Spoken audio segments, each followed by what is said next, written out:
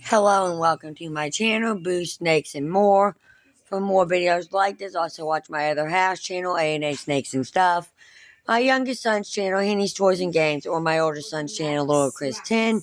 Today we'll be talking about the animated Batman movie, so let's dive in. Few comic book characters possesses the cartoon legacy of Batman. But which of the Dark Knight's iconic animated movie adventures are the best? Comic book fans like to argue that no superhero has had as many movies as Batman. That may be true, as the world's greatest detective has headlined I'm Batman, bitch. many outings on the silver screen, but it's especially true when it comes to animated movies. The Dark Knight has been at the center of over 30 animated DC adventures over the course of his legendary crime-fighting career. And that's not even counting the iconic animated TV shows he has headlined. Some of his very first animated movies or extended adventures spun out of Batman the Animated Series. But it was just the beginning, as he would go on to star in a multitude of DC Universe original animated movies that all proved to be major hits for DC and Warner Brothers Animation, from compelling new stories and a Lego spin-off to adaptations of some of Batman's most iconic comic books, and even a rival of the 60s TV series. Prepare yourself for a roller coaster ride as we rank all of the Caped Crusaders animated movies from worst to best.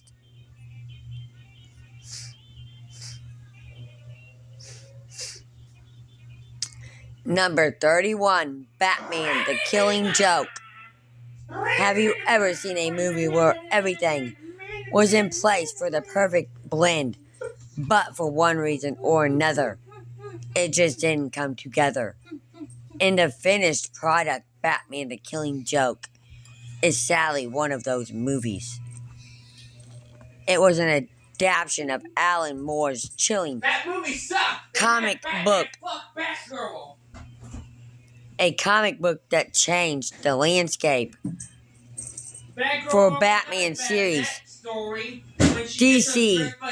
For Batman stories, DC animated movies had a great reputation, and it even brought in iconic Batman the Animated Series veterans Kevin Conroy and Mark Hamill to voice Batman and the Joker, but it just didn't work. There are various reasons for that, some revolving around the animation or the fact that its source material hasn't aged as well as you might think. But its biggest issue was its handling of Batgirl.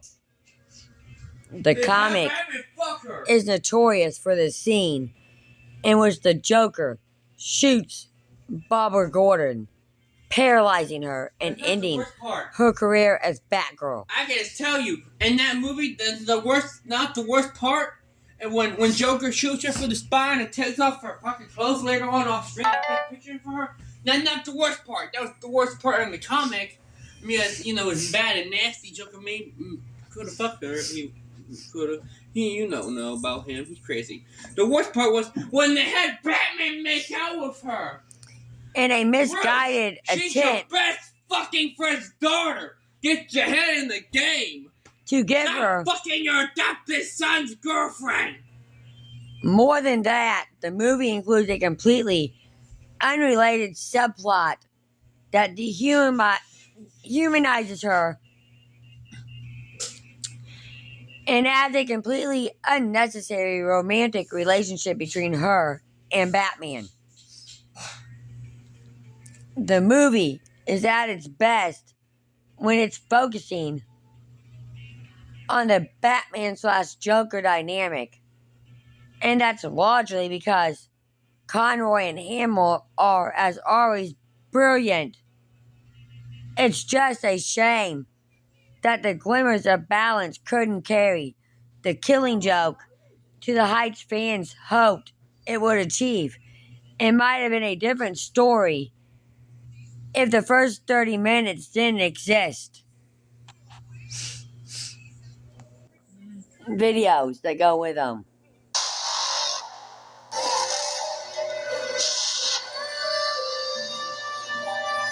Sometimes I remember it one way, sometimes another. If I'm going to have a past, I prefer it to be multiple choice. My point is, I went crazy. And I'm smart enough to admit it. Why can't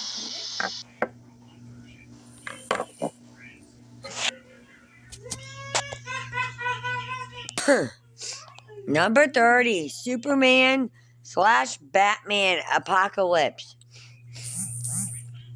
It feels rather odd to include Superman/Batman Apocalypse on this list, since, well, Batman isn't really a main character.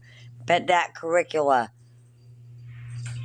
that curricula, we should be including all of the animated Justice League movies too, right? But since his name is in the title, and it's a direct sequel to Superman/Batman Public Enemies, we'll let it slide through.